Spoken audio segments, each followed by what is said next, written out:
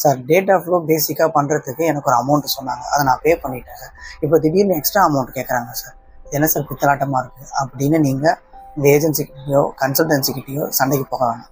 Actually படிச்சிருக்கிற university இந்த data ஃப்ளோக்கு அப்ரூவல் கொடுக்கறதுக்கு தனியாக ஒரு அமௌண்ட்டு கலெக்ட் பண்ணுறாங்க. அதே மாதிரி உங்களுடைய nursing council, example Tamil Nadu nursing council, Andhra nursing council, Karnataka nursing council, இப்படி nursing council, east nursing council தனித்தனி அமௌண்ட்டு இந்த அப்ரூவல் கொடுக்கறதுக்காக கலெக்ட் பண்ணுறாங்க.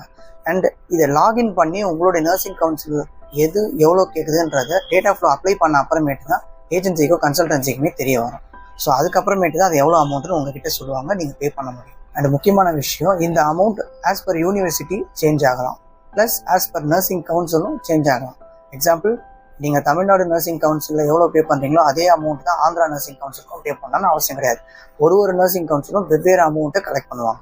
அண்ட் அதே மாதிரி நீங்கள் டாக்டர் எம்ஜிஆர் மெடிக்கல் யூனிவர்சிட்டி கீழே வர காலேஜஸில் படிச்சிருந்தீங்கன்னா அதுக்கான அமௌண்ட் வேறையாக இருக்கும். இன்கேஸ் நீங்கள் டிஎம்டி யூனிவர்சிட்டியில் படிச்சிங்கன்னா அதுக்காக கலெக்ட் பண்ணுற அமௌண்ட்டு வேறையாக இருக்கும். ஸோ நீங்கள் பேசிக்காக டேட்டா ஃப்ளோக்கு கட்டுற அமௌண்ட் போக நீங்கள் அப்ளை பண்ண அப்புறமேட்டு இந்த ஸ்பெசிஃபிக் அமௌண்ட் உங்களுடைய சர்டிஃபிகேட்ஸ் அப்லோட் பண்ண அப்புறமேட்டு தான் கன்சல்ட் ஏஜென்சி இல்லைன்னா கன்சல்டன்ட்டுக்கு தெரிய வரும். அதுக்கப்புறம் தான் அந்த அமௌண்ட்டை கலெக்ட் பண்ணுவாங்க.